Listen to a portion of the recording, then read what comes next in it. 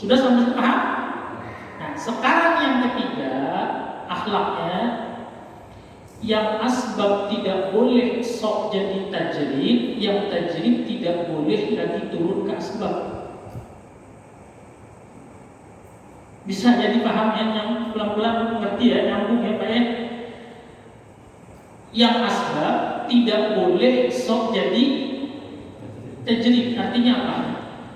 Kalau memang misalnya harus usaha, kasarannya nih, Allah kuasa, sekali lagi ya, jangan sampai salah keyakinan, jangan sampai salah akidah.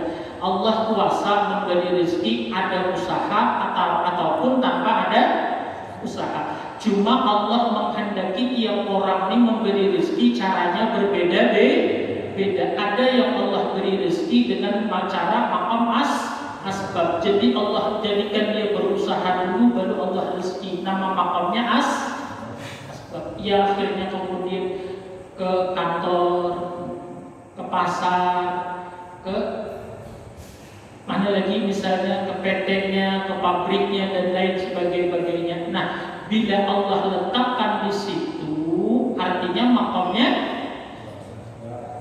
jangan sok jadi tajrid. Dikatakan oleh Ibnu Athaillah, kalau orang asbab lalu kemudian maaf bahasanya sok jadi tajrid itu minasyahawatil khafiyah, artinya dorongan hawa nafsu. Dah tahu kalau nggak kerja nggak dapat duit, zikir gitu. Atau misalnya bisa jaga aja, padahal makamnya asbab. Nah ini nggak boleh, ini adalah tipuan hawa nafsu. Artinya kemudian dia tahu kalau misalnya maaf ya, dicontoh saja, kalau misalnya Allah menaruh dia makamnya di asbab, artinya dia harus berusaha, baru kemudian dapat duit, baru makan. Dia kemudian di masjid aja, dia bisa jaga aja, dia tasbih aja. Kira-kira ada duit jatuh sendiri, gitu. Ya, nah, ada kemudian kalau kayak ini bundelan pakaian kan dari istri jatuh, artinya disuruh pergi. Tidak boleh. Nah, sebaliknya orang yang tajrid jangan jadi sudah ditaruh oleh Allah tajrid, artinya model-model kayak Imam Malik tadi misalnya, begitu musim mangga nggak perlu beli mangga datang. Musim panen beras nggak perlu nanam beras, datang beras. Kemudian ya, lalu turun ke asbab, maksudnya maaf ya, bekerja keras juga seperti orang yang asbab. Maka itu kata Ibnu Athaillah, inhitatun anil himmatil aliyah, dia menurunkan dirinya yang sudah ditaruh oleh Allah di kedudukan yang baik. Nah, jadi yang berusaha tidak salah, yang kemudian misalnya ada orang yang rezekinya tanpa usaha juga tidak salah. Kenapa? Karena yang berusaha ini asal paham bahwa yang memberi rezeki tetap Allah. Cuma Allah menentukan aku makamnya di asbab. Artinya aku berusaha ini bukan karena mengandalkan usaha, tapi menjalankan apa yang sudah Allah letakkan aku di situ. Jelas nggak paham? Jelas ya? Jadi kita berusaha itu menjalankan makam kita asbab. Nah, kalau orang tajrid, maka kemudian dia tidak boleh lagi turun bersungguh-sungguh kemudian mengerjakan usaha yang padahal Allah sudah muliakan dia dan rezekinya dengan makam tajrid. Dan tidak boleh iri-iri satu sama lain. Yang asbab punya kemuliaan, yang tajrid punya kemuliaan.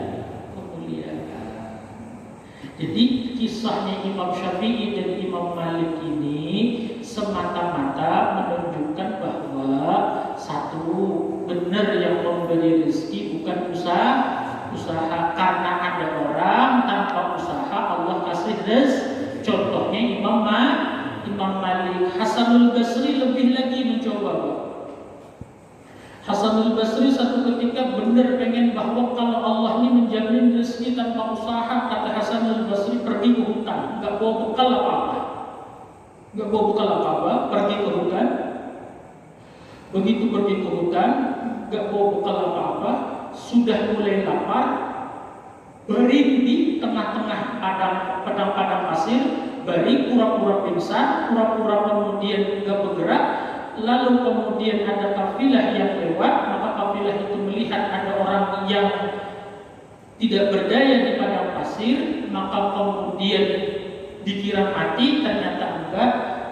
Setelah diperiksa, orang ini kelaparan, tapi hasil tesnya diam aja, kemudian nggak apa-apa. Artinya sama sekali nggak ada usaha. Sampai kemudian dibangunkan, nggak bangun-bangun. Kata kafilah itu satu-satunya cara buka mulutnya, masukkan roti ke mulutnya, kemudian kasih air sampai dia ketelan, kemudian sampai dia bisa bangun.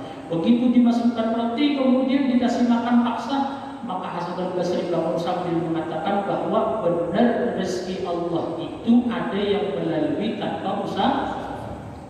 Tapi ini Hasanul Basri.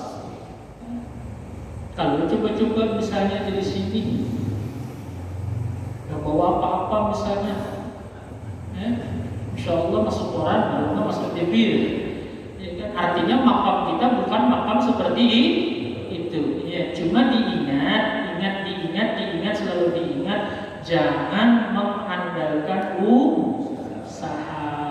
Ya, walaupun kita berusaha, kenapa jadi berusaha? Jawabannya disinilah Allah meletakkan makamnya aku, yaitu makam bahasanya kita berusaha itu bukan karena yakin usaha yang memberi rezeki, enggak, tapi mengikuti SO. Nah, ikuti SOP-nya Allah. Jelas ya? Dikit lagi deh, terakhir kan kita selesaikan biar masuk bab tawakal ya. Nah, perhatikan ini ya. Dan adalah Nabi Muhammad sallallahu alaihi wasallam apabila datang kesusahan atas rumahnya, maksudnya keluarganya akan rezeki. Artinya Rasulullah itu bila ada masalah, kesusahan apa di rumah beliau, di keluarga beliau, maka menyuruh ia maksudnya Rasulullah akan mereka itu bangkit melaksanakan sholat, padahal ia bersabda dengan inilah menyuruh akan daku oleh Tuhanku dengan firman-Nya wa'mur ahlaka bis-shalah wastabir 'alaiha la nas'aluka rizqan nahnu narzuquka wal 'aqibatu lit-taqwa. Ini terakhir. Jadi Rasulullah itu bila ada masalah apa aja di rumah tangga, ada kesusahan apa aja di rumah tangga, di antaranya kemudian misalnya urusan rezeki, maka beliau menyuruh orang-orang isi rumah untuk melaksanakan sholat. Maksudnya di sini bukan sholat wajib, tentunya karena tak mungkin Rasulullah dan keluarga meninggalkan sholat wajib, adalah memperbanyak daripada sholat sunnah, sambil beliau menukil firman Allah di dalam Al-Quran, yaitu surah Toha ayat 132. Perhatikan ayat yang bagus. Wa'mur ahlaka bis-shalah, terjemahannya dulu, dan perintahkanlah keluargamu dengan salat. Wa'mur ahlaka bis-shalah, dan perintahkanlah keluargamu dengan melaksanakan salat. Berarti kita disuruh apa? Disuruh apa? Disuruh kitanya menjaga salat, dan disuruh kitanya menyuruh keluarga kita juga untuk. Ini jelas nggak nih? Wa'mur, perintahkanlah ahlaka, keluargamu, bis-shalah, dengan melaksanakan. Berarti kitanya disuruh nggak sholatnya? Lalu kitanya disuruh apa lagi? Disuruh menyuruh keluarga. Berarti kita aja sholat, istri kita nggak sholat, sesuai nggak? Kita aja sholat, anak kita nggak pernah sholat, nggak kan? Allah menyuruh apa? Kita sholat, dan menyuruh keluarga kita juga sholat. Wastabir 'alaiha, dan bersabarlah kemudian atasnya. Maksudnya atas mengerjakan sholat dan menyuruh anak istri sholat. Bahasanya sudah menyuruh berapa kali? Sekali. Berarti sabar ya. Allah nyuruh nih, wa'mur ahlaka bis-shalah wastabir 'alaiha. Maka suruhlah keluargamu untuk sholat dan bersabarlah kepadanya. Artinya kalau nggak mau berapa kali? 2, kalau nggak 2, 3 ke 10 tiap hari, tiap saat. Nak sholat, bu sholat, ya bu. Disuruh sholat. Artinya jangan putus asa. Ayo jangan misalnya nyuruh anak sholat hari ini dia nggak sholat, besok suruh lagi. Ya. Nah, la nas'aluka, kami kata Allah tidak meminta kepada engkau. Kalimatnya ya, la nas'aluka, kami tidak meminta kepada engkau. Tafsirnya di dalam tafsir Jalalain, nukallifuka, kami tidak membebani engkau. Perhatikan, kami kata Allah tidak membebani engkau. Rizqan, dalam urusan rezeki. Tafsirnya linafsika wala lighairika, baik rezekimu sendiri ataupun bagi selain engkau. Siapa yang selain engkau tadi?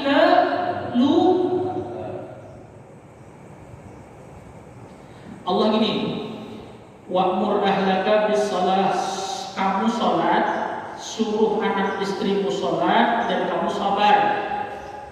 La nas'aluka, kami tidak membebani engkau kata Allah. Lihat nanti ya, Quran surah Toha ayat 132. Kami tidak membebani engkau rizqan, dalam urusan rezeki, linafsika, bagi dirimu, wala lighairika, tafsirnya dalam Jalalain, dan juga bagi selain engkau.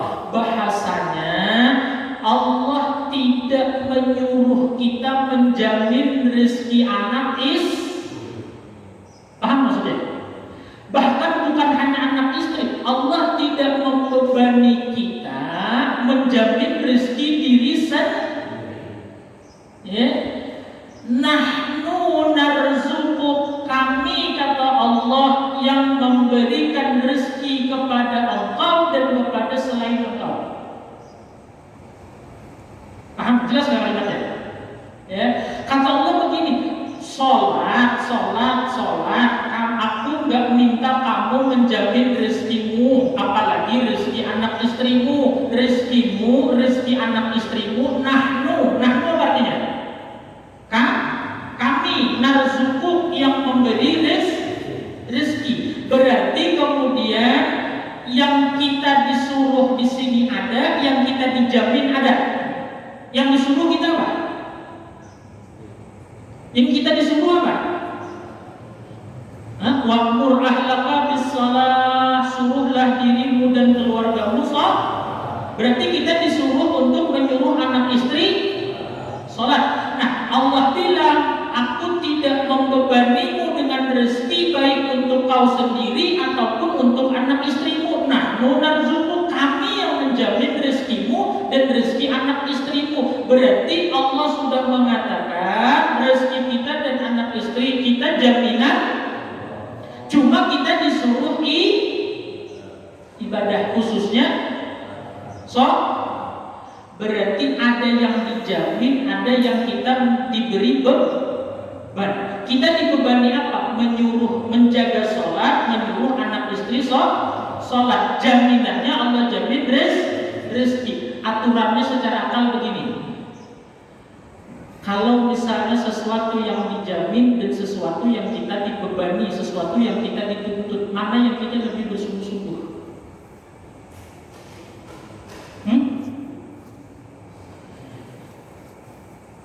Misalnya ada orang ngomong gini, Pak, besok kita ke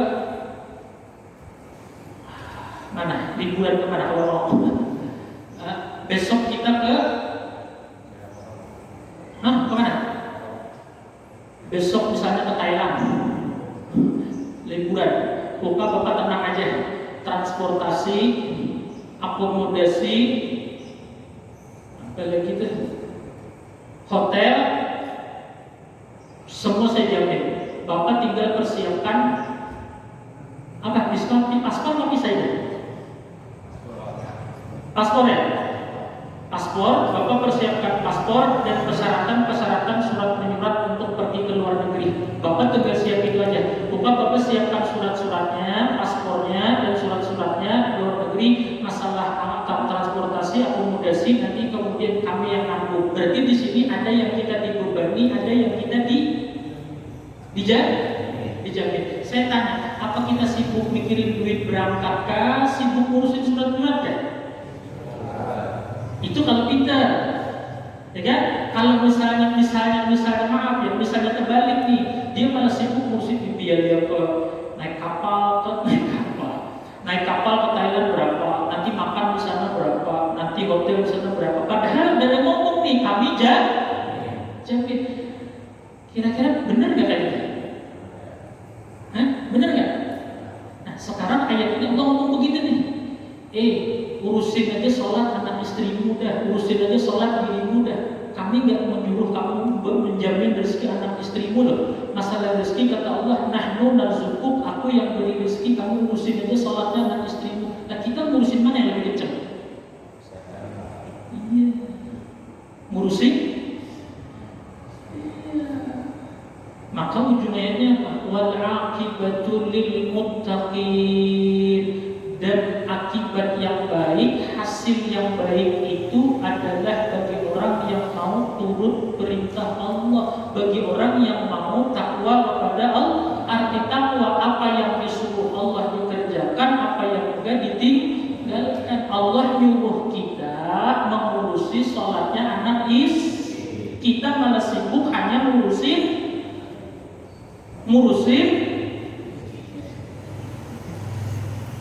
iya. Di situ kita terbaliknya Pak. Nah itu yang dikatakan oleh Ibn Athaillah As-Sakandari, ijtahiduka fima dhamina laka wa taqsiruka fima talaba minka dalilun ala intimasi basiratin minka. Yang disuruh kita nggak terlalu bersungguh-sungguh, yang dijamin kita seakan-akan nggak ada yang jamin. Itu menjadi bukti bahwa akal kita tuh maaf banget, akal kita tuh kemudian tertutup. Bahasanya akal kita itu tidak berfungsi dengan sebenar-benar. Coba lihat Al-Quran dan surah Toha 132, Allah katakan bahwa wa'mur ahlaka bis-shalah wastabir 'alaiha. Sampai sini nah kita dibebani dah. Tanggung jawab kita nah sebagai suami sampai sini nah. Wa'mur ahlaka bis-shalah wastabir 'alaiha, dan perintahkanlah keluargamu dengan salat, wastabir, dan sabarlah kamu 'alaiha, atasnya salat itu, dan atas menyuruh keluarga melaksanakan salat. Berarti ini kita dibebani. Lalu Allah tegaskan, la nas'aluka rizqan nahnu narzuquk, kami tidak membebani engkau untuk menjamin rezeki anak istrimu, bahkan kamu sendiri aja rezekinya kata Allah aku yang jamin. Masa iya kamu bisa menjamin anak istrimu, wong kamu aja nggak bisa menjamin rezeki dirimu sendiri? Berarti ini adalah jaminan Allah. Cuma kita menyikapinya terbalik. Yang sudah Allah jamin, kita benar-benar sungguh-sungguh seakan-akan maaf setengah nggak percaya dengan jaminan Allah. Tapi yang Allah bebani kita disuruh menjaga sholat diri kita dan anak istri kita, kita setengah-setengah. Maka tidak akan dapat wal aqibatu, yaitu hasil yang baik, lil muttaqin, hanya bagi orang-orang yang mau menuruti perintah Allah. Dan ini yang kemudian disampaikan oleh musannif tentang ayat-ayat Al-Quran dan hadis-hadis Nabi kita Muhammad sallallahu alaihi wasallam. Bahasanya kalau orang berani berusaha sungguh-sungguh sampai meninggalkan kewajiban, sampai meninggalkan sholat, sampai kemudian dia peduli dengan sholat anak istrinya, maka orang itu tidak akan mendapatkan hasil yang baik. Mungkin boleh jadi baik di dunia, tidak akan baik di akhirat, karena Allah tegaskan wal aqibatu lil muttaqin. Hasil yang baik itu hanya bagi orang yang takwa. Alhamdulillah ya. Jadi kesimpulannya malam hari habis, sudah dalil-dalilnya habis ini kita mulai masuk tawakal itu kayak apa? Dari mana mulai tawakal? Tawakal itu nanti kayak apa? Berusaha itu supaya jangan menghilangkan tawakal nanti seperti apa? ada syarat-syarat orang berusaha yang tidak menghilangkan tawakal. Ada juga orang yang berusaha yang kemudian hilang tawakalnya. Nanti insya Allah. Jadi kesimpulannya malam ini satu, selain Allah kayak apapun kita berpegang tidak akan mampu memberi rezeki. Yang kedua, cuma Allah yang maha pemberi rezeki ini menghendaki ada yang asbab, ada yang tajrib. Yang asbab nggak boleh sok jadi tajrib, yang tajrib nggak boleh ke asbab. Yang ketiga kemudian ingat Allah minta kita mengurusi kewajiban dan Allah menjamin kita urusan hak. Saya ulang, Allah minta kita mengurusi kewajiban, Allah menjamin urusan hak. Jangan sampai terbalik, urusan hak kita tuntut setuntut-tuntutnya, urusan kewajiban kita abai seabai-abainya. Waliyadzubillahi min dzalik. Mudah-mudahan jadi ilmu yang manfaat, dan jadi ilmu yang barakah buat kita semuanya, dan kita paham posisinya usaha dan rezeki itu seperti apa. Insyaallah mudah-mudahan Allah berikan kita nikmat ikhlas, Allah beri kita nikmat istiqamah, ikhlas istiqamah dalam menuntut ilmu, dalam cara beribadah kepada Allah Subhanahu wa taala. Semoga Allah akhiri umur kita dalam keadaan husnul khatimah ba'da tulil umur ma'al tuq wal afiyah wa ila hadratin nabi al-fatihah. Bismillahirrahmanirrahim. Bismillahirrahmanirrahim. Alhamdulillahi rabbil alamin. Arrahmanir rahim. Maliki yaumiddin. Iyyaka na'budu wa iyyaka nasta'in. Ihdinas siratal mustaqim. Siratal ladzina an'amta 'alaihim ghairil maghdubi 'alaihim waladdallin.